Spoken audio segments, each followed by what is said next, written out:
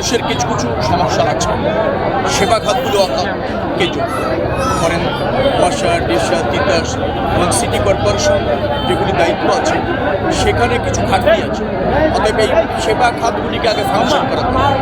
সেটা না হলে জনদুর্ভোগ হচ্ছে, মানুষের জীবন নির্বাহ করাটা কঠিন হচ্ছে। ক্লিনিং একটা বড় সমস্যা, যানজট একটা সমস্যা, পানির সমস্যা, পানির মান, পানির পরিমাণ, সাপ্লাইতে সমস্যা, গ্যাস একেবারেই থাকে না।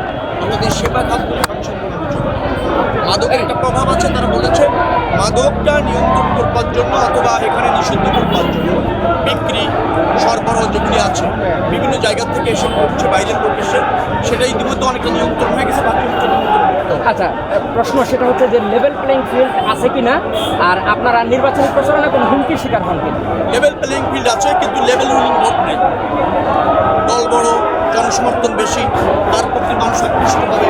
লেভেল প্লেইং ভোট করাবি পাচ্ছে, প্লেইং ফিল্ড আছে, সব দল সব প্রার্থী অবাধে গণসংযোগ করছে, আচরণবিধি মেনে গণসংযোগ করছে।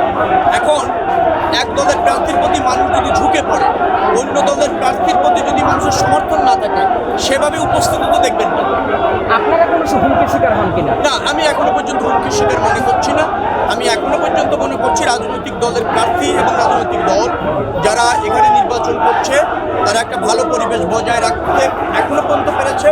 আগামী তো সফল হবে বলে আমার বিশ্বাস। নির্বাচন কমিশনের কাছে কি চাওয়া আছে? সর্বশেষ প্রশ্ন। তারাও নিরপেক্ষ থাকবে, জনগণের ভোটের যে অবাধ রায় সেটা নিশ্চিত করবে পরিবেশগত দিক থেকে এবং কাউন্টিংয়ের দিক থেকে।